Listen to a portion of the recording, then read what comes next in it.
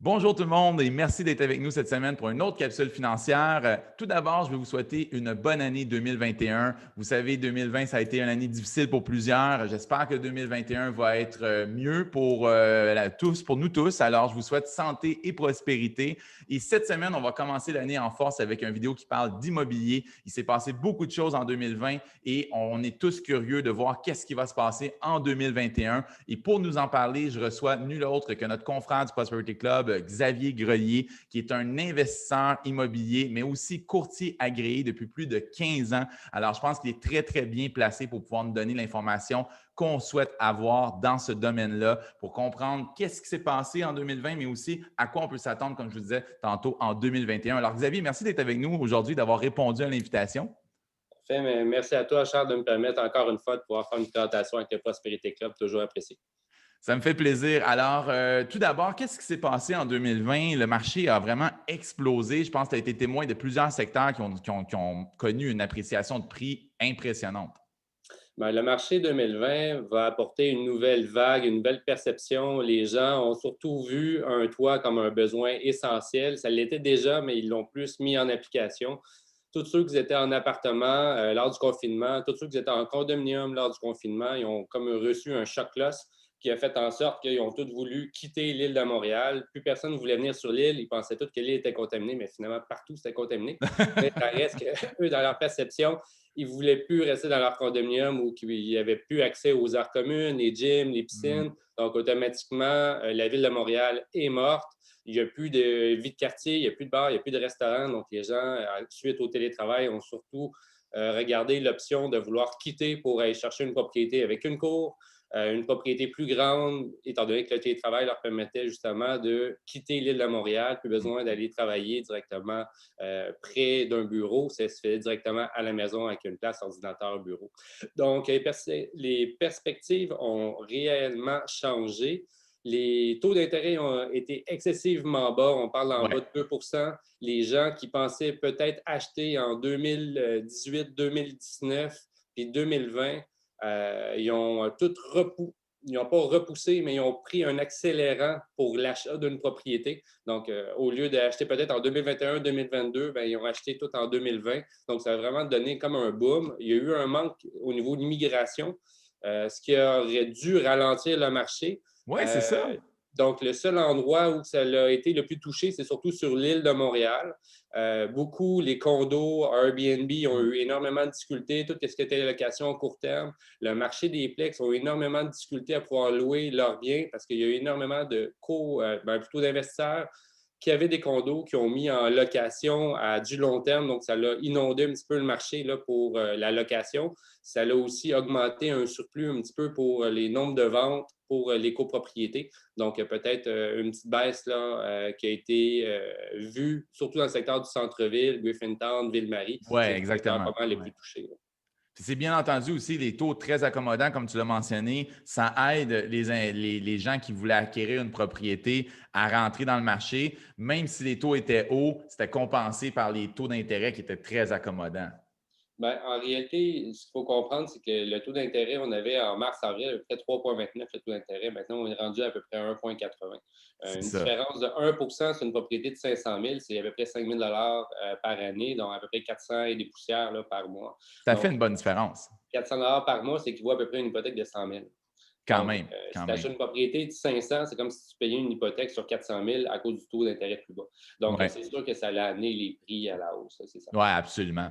Alors, tu nous avais aussi partagé, tu m'as envoyé des documents que je vais partager à l'écran pour ceux et celles qui nous écoutent. Alors, la première slide, là, donc, c'était les baisses de transactions, les hausses les plus modérées des prix au Québec. Alors, qu'est-ce qu'on doit interpréter de ça? Ben, en réalité, le point le plus intéressant, c'est qu'en 2020, on est à un niveau record du nombre de transactions. On parle de 110 000 transactions qui ont eu lieu. Donc, si on regarde de 2017 à 2020, c'est toujours une hausse présente. Puis, on a eu quand même une augmentation de 14 du nombre des transactions. En 2021, ce qu'on voit, c'est que les nombres des transactions vont diminuer. On parle d'une baisse de 11. On ne parle pas que l'économie va s'effondrer. On parle seulement que, étant donné qu'en 2019, on a eu une année record, en 2020, on a encore une année record. l'année 2021 risque d'être la deuxième meilleure année record qu'on aura obtenue. Donc, ça veut dire que malgré le fait, si on regarde 2019-2021, on va quand même encore avoir plus de transactions qu'en 2019. Tout ça suite au fait que les taux d'intérêt restent relativement bas et qu'on s'attend justement avec le vaccin que la conjoncture économique devrait s'améliorer. Si on regarde au niveau des prix, l'augmentation des prix en 2020 a été de 13 ce qui est énorme. J'avais des propriétés dans le secteur de Mascouche où on avait des prix moyens à plus ou moins 300 000. Lorsque ça rentrait sur le marché, ça se vendait à plus de 20 supérieur au prix affiché. Donc, ça veut dire un prix moyen de 360 000. Donc, Wow, c'est c'est fou, énorme. Puis en 2021, ce qu'on voit en réalité, c'est qu'il y a un certain assouplissement en termes de prix. Donc, on n'aura plus des augmentations à coût des 10-15 on va plus être dans les alentours normales là, du 3, 4, 5. Donc, on prévoit quand même une bonne année l'an prochain, donc, ou cette année, si on veut, 2021, pour 5 d'augmentation. Donc, qu'est-ce que le marché de 2021 nous mentionne? C'est que le niveau d'activité du nombre de transactions va quand même être fort, va quand même tenir la vigueur, sauf qu'elle va être moins accentuée qu'en 2020. Puis en termes de prix, bien, ça va être aussi encore une fois une hausse suite à l'inflation toujours, mais encore beaucoup plus assouplie qu'en 2020. OK, quand même, c'est très intéressant. Et tu penses-tu aussi que le fait qu'il y ait moins de personnes qui veulent vendre, parce que là, ceux qui sont déjà partis en région, c'est ceux qui ne voudront pas vendre en ce moment. Donc, on peut le voir ici, le nombre de ventes devrait diminuer. Est-ce que c'est un peu ça qui explique ça? Ben, en réalité, je vais répondre à deux points. Là. Le premier, c'est pourquoi, dans le fond, le prix augmente? C'est parce qu'il y a peu d'inventaire. Mhm. Le nombre d'offres devrait peut-être s'accentuer, devrait peut-être avoir un petit peu plus d'offres, ce qui va peut-être justement amener à avoir un petit peu plus d'opportunités en 2021. Le fait qu'il va y avoir moins de ventes en 2021 versus 2020, c'est parce que quand même, on a des niveaux records. Et il faut quand Exact. même ne pas oublier que la conjoncture économique présentement du COVID avec le confinement du mois de janvier qu'on vient d'avoir hier, va avoir quand même des impacts. Tout ce qui est les programmes gouvernementaux de 2020, tous les reports de paiement là, au niveau des intérêts, au niveau des institutions financières, ça termine au mois de décembre. Oui, Tout ça, ce c'est qui un est gros point. PCU, on s'entend que la PCU, c'est correct, mais c'est quand même pas de l'argent. C'est pas énormément d'argent, puis c'est pas ça non plus qui va payer l'impôt là, au mois de mars. Non. On parle d'une augmentation là, en 2021 de à peu près, on va parler à peu près de 5 à 10 000 cas d'hypothèque légale. Donc, Wow. ce qui est quand même énorme. Donc, ça va quand même peut-être permettre au marché d'éviter qu'il y ait des surenchères. Il va encore en avoir, mais ça ne sera pas des coûts de 50 à 100 000, ça peut être plus des coûts de 25, 30, 40 000. Donc, ça va être plus assoupli. Donc, c'est sûr que le marché est en train de changer tranquillement, de virer. C'est sûr que ceux qui sont sur la PCU présentement n'ont sûrement pas l'intention d'acheter une propriété Non, ça, en c'est sûr. 2021. Il va attendre, puis évidemment, il y en a quand même plusieurs qui vont être touchés encore plus Ouais. pour l'année qui s'en vient, pour la simple et bonne raison que l'économie ne va pas se redresser aussi rapidement qu'on l'aurait espéré. Puis malgré le fait que les programmes économiques de 82 milliards du Canada qui ont été injectés, ben il va en falloir encore beaucoup d'argent pour être capable de pouvoir soutenir le marché 2021. Donc, c'est Ouais, je suis une des d'accord. raisons principales pourquoi on voit qu'il y a une diminution du nombre des ventes. Puis tant que l'immigration n'aura pas rentré massivement chez nous, parce qu'on dit qu'ici au Québec, au Canada, si on préfère, on est des voleurs de talent. Donc, on prend les immigrants talentueux puis ils rentrent chez nous. Donc, tant que ces gens-là n'auront pas pris l'avion pour venir au Canada, mais on s'attend que le marché devrait quand même rester un peu plus neutre, il va stagner un petit peu plus. Donc, vraiment, la folie qu'on a connue en 2020 était principalement par un marché intérieur de gens d'ici qui ont juste décidé de changer d'endroit au même moment, ce qui a fait monter la demande et l'offre étant ce qu'elle était, bien, ça a fait changer les prix vers le haut. Qu'est-ce qui est le plus intéressant par rapport à 2020-2021, c'est qu'il y a puis j'ai justement un graphique assez formidable, c'est épouvantable quand on regarde ça. Je ne sais pas si vous arrivez à bien voir. Donc, Attends, juste un attendez, petit peu, ici, je je vais vais essayer arrêter de partager d'agrandir. l'écran. Ouais, je ne Oui, sais pas OK, si vous oui, arrivez à oui, bien on le voir. voit. Donc, Laval, on 10 le voit que les Laurentides, gens 26. Ouais. partent de Montréal. On parle à peu près 10 qui partent de Montréal pour Laval. On parle des Laurentides, je pense que c'est 26 Lanaudière, c'est 41 puis Montérégie, c'est 20 Wow. Donc, Actuellement, ce qui s'est passé, c'est qu'il y a beaucoup de personnes qui ont vendu sur l'île de Montréal à des gros prix. On parle de propriétés, disons, de 500 000 600 000. Ils ont fait du gros cash. Maintenant, ces gens-là s'en vont dans le secteur de la Naudière, les Laurentides. Les Laurentides vont s'acheter une résidence de villégiature. Une personne qui a pris sa retraite dans 2 ans, bien, il l'a pris cette année ou l'an passé pour justement déménager tout de suite. Donc, il a accéléré le mouvement. La personne qui a vendu sa propriété de 500 000 lui, il veut s'acheter une propriété dans le secteur de Mascouche-Terrebonne. Ben, il regarde une propriété de 350, mais étant donné que c'est en surenchère, ben, lui, il est en très bonne posture pour être capable de pouvoir acheter une maison à 450, 500, alors qu'il y a la personne qui est à Mascouche, qui a vendu son condo à 200, qui doit acheter, lui, une maison à 400. Il est en compétition directe avec la personne de Montréal. Donc, lui, il y a énormément de difficultés à pouvoir s'ajuster par rapport à celui qui a réussi à obtenir l'inflation des autres années antérieures, parce que sur le marché de Montréal était très fort. Donc, ce qu'on regarde surtout, c'est que la plupart au niveau du marché, c'est que sur l'île de Montréal, copropriété, on s'en vient tranquillement saturé, surtout dans le centre de l'île, donc Ville-Marie, Griffintown. Pourquoi? Parce que le niveau de vie, avant, on voulait avoir une qualité de vie urbaine près du bureau, puis les bars, tout ça, il n'y a rien. Donc, actuellement, c'est plus touché, puis on s'enligne vers peut-être une diminution de 7 là, sur le prix des propriétés dans le secteur de Ville-Marie, Griffintown. Sinon, partout ailleurs, ça devrait tout bien faire. En périphérie, c'est en hausse partout. Le marché va exploser. Tout ce qui est Plex, c'est une belle voie pour l'intergénération. Donc, les gens, en fond, vont acheter un duplex puis ils vont prendre les 2 appartements. Donc, non seulement si on compare les Plex sur l'île de Montréal et les Plex en périphérie de l'île de Montréal, sur l'île de Montréal, on parle de vieilles propriétés. On parle que les revenus on est déjà à une capitalisation au maximum. C'est très difficile de pouvoir chercher une rentabilité haute. Donc, exact. Les gens vont plutôt regarder et chercher un investissement à l'extérieur de l'île. Donc, les plex sur l'extérieur de l'île de Montréal va toujours être fort. Puis l'unifamilial, c'est la propriété à travers le Québec qui va suivre la plus grande croissance suite au fait qu'il y a un faible inventaire. Donc, sur l'île de Montréal, il n'y en a pratiquement pas. Non, c'est ça. C'est très cher. Oui, absolument. Absolument. Il y avait un autre slide, une autre diapositive qu'on voulait regarder ensemble, c'était le positionnement dans le cycle justement de Montréal de 2020. Est-ce que c'est un peu ce que tu résumes en ce moment? En réalité, ce qui est important de considérer, c'est qu'en 2020, on était en phase croissance. Puis on s'attendait à ce que 2021 soit aussi en phase croissance. Suite au COVID, ça l'a fait propriété, les plex unifamiliales. Ça a tout très, très bien monté. En 2021, on pourrait de Montréal 2020, c'est au Québec, puis là, je parle Québec, la ville de Québec, on est en pleine croissance. Donc, ça veut dire que qu'est-ce qu'on a connu cette année, ils vont le connaître en 2021 au Québec. Donc, ça veut dire que s'il y a des gens de la région qui sont intéressés à faire de l'investissement, c'est le meilleur temps pour acheter parce que les prix vont commencer à exploser aussi. Donc, puis en termes de, généralement, quand on regarde les phases 1, 2, 3, 4, en phase 4, généralement, le marché n'est pas très reluisant. Ce n'est pas une phase 4 qui va amener un déclin au niveau des prix. C'est seulement une correction suite au fait qu'on était à des niveaux records en 2020 puis que les niveaux de vente étaient à 110 000. C'était exceptionnel. On n'a jamais vu ça. En fait, si je comprends aussi un peu là, la dynamique à plus long terme, tant que les taux d'intérêt vont demeurer bas, il n'y aura pas vraiment de menace de correction dans le marché immobilier.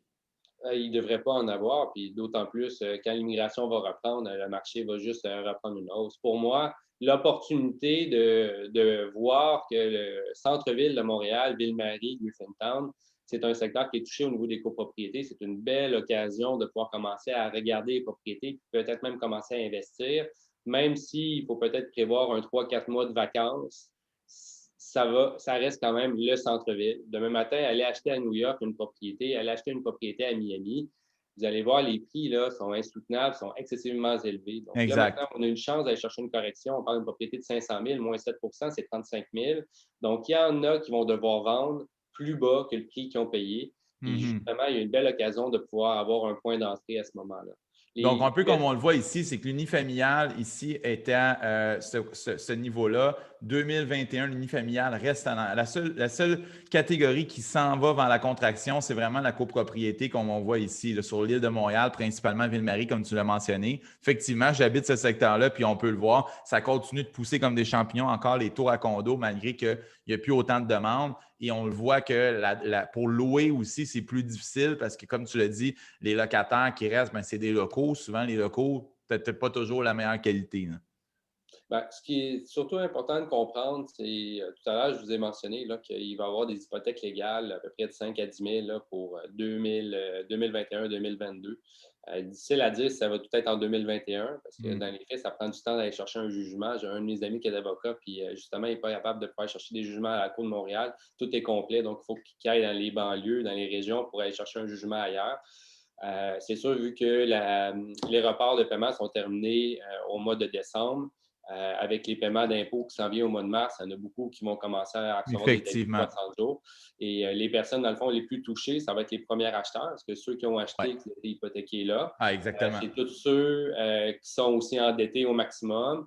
On va aussi retrouver les gens qui ont fait des investissements en termes de condominium dans le but de locatif, mais qui n'avaient pas la liquidité à côté pour pouvoir subvenir, parce qu'eux, ils se sont dit, ben moi, je vais le louer, donc c'est sûr que je vais avoir l'argent, mais en général, il Exact. faut toujours des liquidités sur le côté.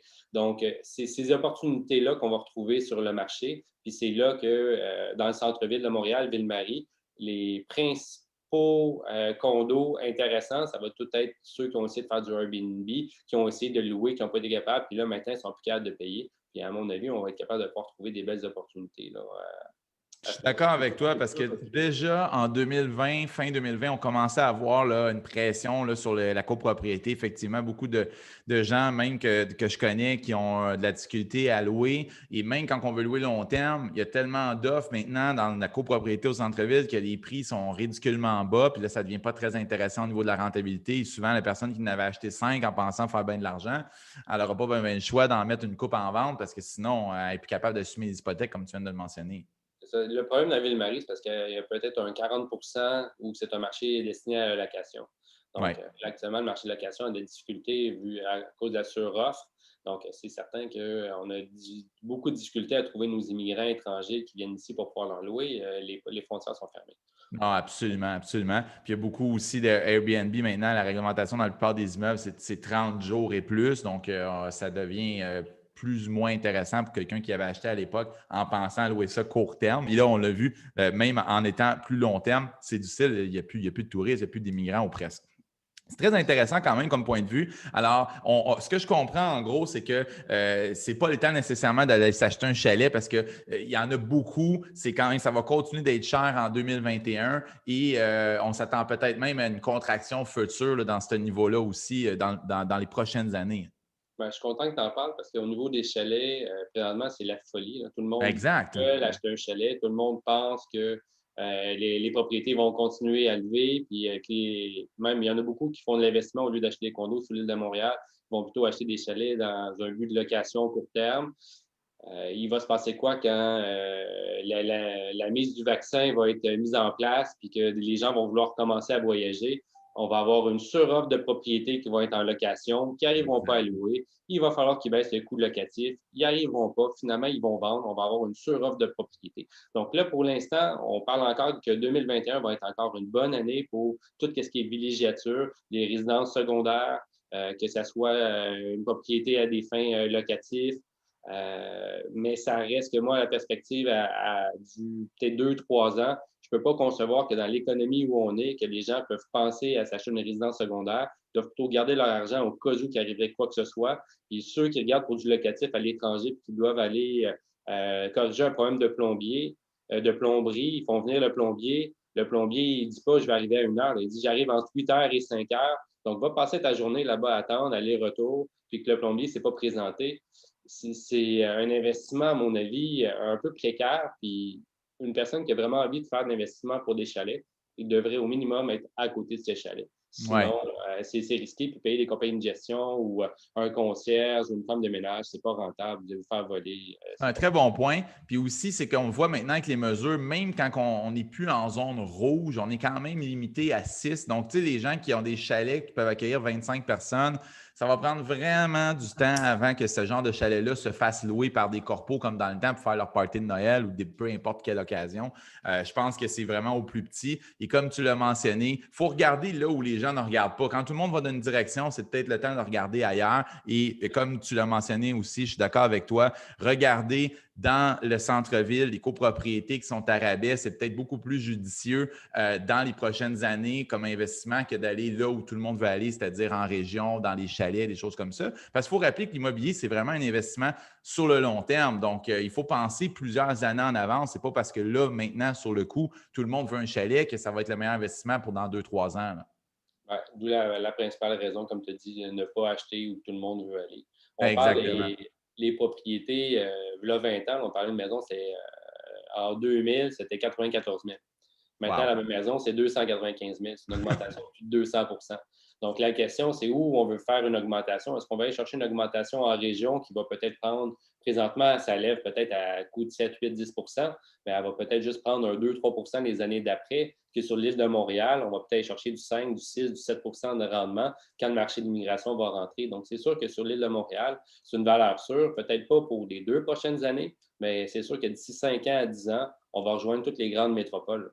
Oui, je suis d'accord. Je suis d'accord. On a vu un phénomène se passer dans les dernières décennies que les gens partent des régions pour aller dans les grands centres. Ça évite d'avoir 2 voitures, souvent peut-être même aucune voiture. On est plus proche du travail, etc.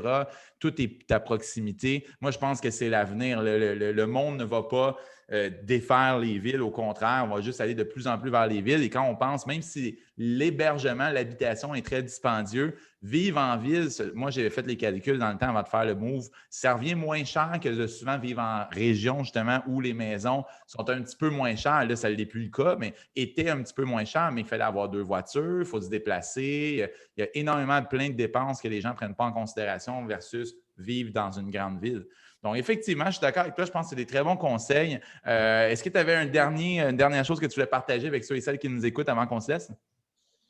Ben moi l'information que je pourrais vous mentionner, c'est encore une fois, on a eu une année record en 2020, puis on va avoir une deuxième meilleure année en 2021. Le marché va être encore très fort. Donc, si vous avez l'intention de vouloir acheter, assurez-vous juste d'avoir les bonnes finances de votre côté. Misez pas tout sur un investissement. Gardez-vous toujours de la liquidité. Et pour le reste, bon achat. Puis pour ceux qui font de l'investissement, attendez que les opportunités arrivent. On est en bonne voie. En 2021, on va avoir des opportunités qu'on n'a jamais eues en 2020 parce que le marché était trop fort. Puis après, en 2022, il va toujours avoir des opportunités, que ce soit à la bourse, soit dans l'immobilier. Donc, soit être Exact. patient ou soit de faire votre investissement avec des liquidités à côté pour pallier si le marché vient à revirer. Je trouve que c'était très, très sage comme conseil. Je suis d'accord avec toi. Effectivement, je crois aussi que le marché de 2021, contrairement à certains qui s'inquiètent, je pense que 2021 va être encore très intéressant au niveau des opportunités, autant au niveau de l'immobilier que la bourse, comme tu l'as mentionné. Et il faut juste être sage. Et très important ce que tu as dit pour ceux et celles qui nous écoutent. Respectez vos finances. Faites pas des moves en ligne. Il faut toujours être plus conservateur. Quand on est dans le haut, justement, d'une prise de profit comme ça, où est-ce que le marché s'enflamme, il faut être prudent et la façon d'être prudent dans ce milieu-là, c'est de garder de la liquidité de côté et de ne pas aller trop vous surendetter, surtout pas pour des choses qui ne vous rapportent pas, parce que là, on parle bien entendu depuis tantôt de l'investissement, donc dans le but de louer, mais quand quelqu'un veut acheter une propriété pour habiter dedans, là, c'est complètement différent, encore une fois. Alors, très important. Et entourez-vous de professionnels. Si vous avez des questions, comme à l'habitude, mettez-les dans le bas du vidéo. Moi, Xavier, ça va me faire plaisir de discuter avec vous. Et encore une fois, bonne année à tout le monde. On a bien hâte de vous voir au Prosperity Club pour pouvoir discuter avec vous de tous vos investissements que vous avez dans votre collimateur pour 2021. Alors, sur ça, je vous dis à bientôt. Bon investissement tout le monde, bon trading et merci Xavier encore une fois d'avoir partagé ton expérience et tes connaissances sur le marché immobilier. Merci à toi, Charles. Au revoir. Salut tout le monde.